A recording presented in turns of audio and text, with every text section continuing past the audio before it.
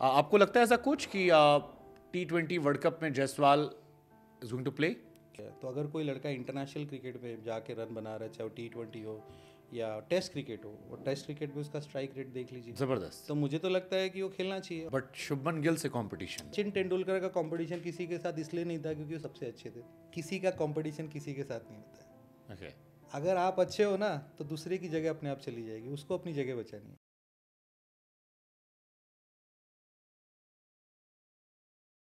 आपको लगता है कि जो T20 वर्ल्ड कप आ रहा है, क्योंकि जो मैंने अपनी प्लेइंग 11 बनाई है उसमें मैं जायसवाल को देख रहा हूँ राइट। ओपनिंग रोहित के साथ करते हुए शुभमन के ऊपर, क्योंकि शुभमन का स्ट्राइक रेट मुझे कंपैरिजन में थोड़ा सा कम लगता है, जायसवाल का थोड़ा ज़्यादा लगता है, इसलिए मैंने T20 में प्रायोरिटी दिया है। आपको लगता है ऐसा कुछ कि T20 वर्ल्ड कप में Jaiswal is going to play? क्यों नहीं, मैं बोलता हूँ क्यों नहीं, आप मुझे बताओ। क्योंकि उसने T20 के सारे मैचेस में रन्स किए और टेस्ट मैच में उसने ओवर शेडो कर दिया है। तो अगर कोई लड़का इंटरनेशनल क्रिकेट में जाके रन बना रहा है, चाहे वो T20 हो या टेस्ट क्रिकेट हो, और टेस्ट क्रिकेट में उसका स्ट्राइक रेट देख लीजिए, जबरदस्त। तो मुझे तो लगता है कि वो खेलना चाहिए। और दूसरी चीज़ क्या है, जो आप एक बोलते हैं, एक पर्सन अगर आप बोलते हो, तो मे भी अगर वो भी IPL के बहुत सारे मैचेस बचे हैं, अगर उसने IPL में 400 या 500 रन किए, तो I don't see there any doubt that he should not be there. But Shubman Gill से कंपटीशन है। I really don't know. देखिए, एक चीज़ मैं आपको फिर बताता हूँ, किसी का कंपटीशन किसी के साथ नहीं होता है। ओके। अगर आप अच्छे हो ना तो दूसरे की जगह अपने आप चली जाएगी, उसको अपनी जगह बचानी है। तो I am not talking about Shubman Gill. मैं हमेशा से बोलते आया हूँ कि कोई किसी का कॉम्पिटिटर नहीं होता है। हर इंसान अपना कॉम्पिटिटर होता है। True. अगर यशस्वी ने लास्ट ईयर 500 रन किए हैं, तो इस साल उसको इंडिया खेलने के लिए 600 रन करने पड़ेंगे। मैं एक एग्जांपल दे रहा True. हूँ। तो अगर वो 600 या 700 रन बनाता है तो किसी से कंपटीशन ही नहीं नहीं है। है। और जो टॉप पे होते हैं उनका किसी के साथ कंपटीशन नहीं होता है। सचिन तेंदुलकर का कंपटीशन किसी के साथ इसलिए नहीं था क्योंकि वो सबसे अच्छे थे। तो आपको जो भी करना है, जाके जब आपको चांस मिलता है आप करो, और सबसे अच्छा अपना एफर्ट लगाओ। ठीक फिर है। सिलेक्टर्स के ऊपर है कि वो किसको प्रीफर देते ठीक हैं। है। अब दूसरा खिलाड़ी के बारे में, क्योंकि जायसवाल की हमने काफ़ी बात कर ली, आपके साथ एक और खिलाड़ी जुड़े थे, नाम है पृथ्वी शॉ।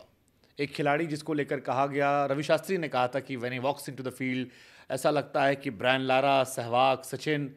और जब शॉ आए थे तो उसी तरह की झलक भी दिखी थी। अंडर 19 वर्ल्ड कप वो जीत कर आए, जलवा जलाल था, पहला टेस्ट मैच शतक मार दिया। पृथ्वी शॉ क्यों गायब हो गए? देखिए, पृथ्वी मेरे पास 2015 में आया था, और 15, 16, 17 3 साल वो मेरे साथ था। और जब वो आया था तो वो शायद मुंबई की अंडर 16 के लास्ट 2-3 मैच में वो नहीं खेला था।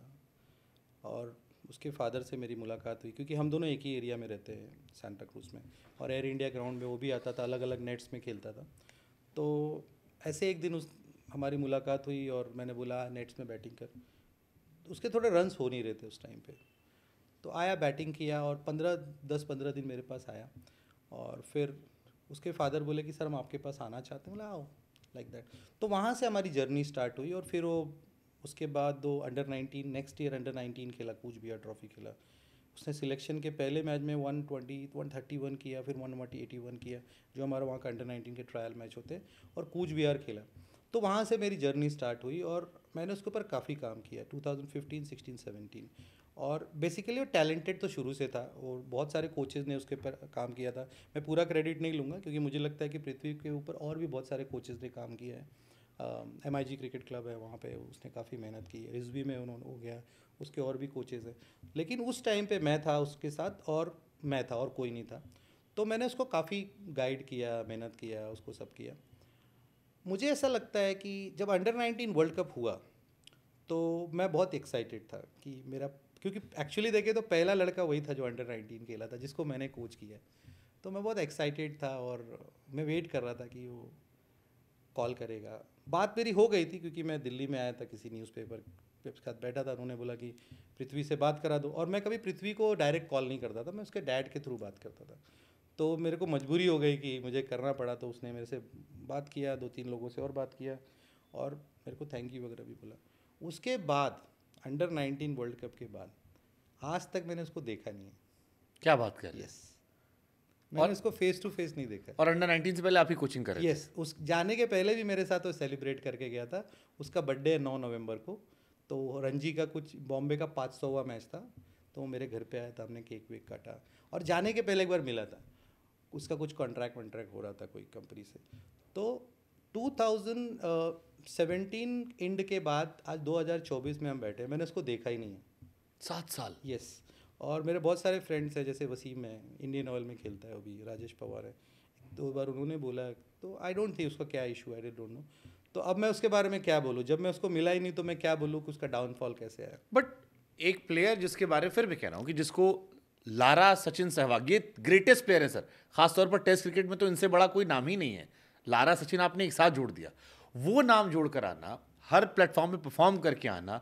बचपन से उससे खबरें हम सुनते थे कि पृथ्वी ने यहाँ रन बनाया, यहाँ बनाया, नेक्स्ट सचिन है, ये है, वो है। इंटरनेशनल क्रिकेट में डेब्यू 100 रहा, फिर वो एक अंदर आती गेंद की परेशानी शुरू हुई और उस अंदर आती गेंद ने पृथ्वी को ऐसा बाहर किया कि आज उनके वेट को लेकर सवाल होते हैं, उनके कॉन्फिडेंस को लेकर सवाल होते हैं, उनके एटीट्यूड को लेकर सवाल होते हैं, लड़की वाला मसला आता है।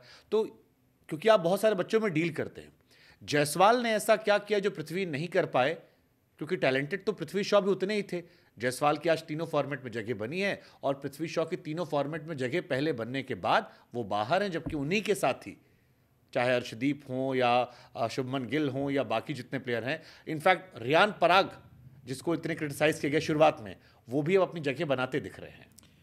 मुझे लगता है, देखिए चूंकि मैं बता रहा हूँ कि मैं उससे मिला ही नहीं हूँ, उसके फादर ऐसा कुछ ऑब्जर्वेशन तो होगा ना सर, एक थॉट मुझे ऐसा लगता है कि कहीं ना कहीं जो प्रोसेस होता है, हम जिसको वर्क एथिक्स बोलते हैं, ब्रायन लारा की कुछ स्टोरीज मुझे चमिंदा वास ने शेयर की थी कि वो कैसे थे।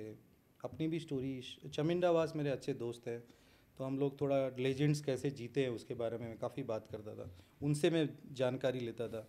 That is how I learn talking with Chaminda Vaas, Dilip Vengsarkar sir. तो कहीं ना कहीं मुझे ऐसा लगता है कि अगर आप एक टैलेंट हो, what is talent? Talent is just a good शीड। एक अच्छा सा जो बीज बोलते हैं ना, या स्मॉल जो बोलते हैं ना पौधा, वही टैलेंट है। उसको पेड़ बनने के लिए ना, अगर हम पेड़, टैलेंट मतलब एक छोटा पौधा और एक एंड ऑफ द डे एक पेड़ होता है, हट्टा कट्टा पेड़ बने, हाँ तो मजबूत। वो जो जर्नी होती है ना, उसमें कंसिस्टेंसी बहुत चाहिए।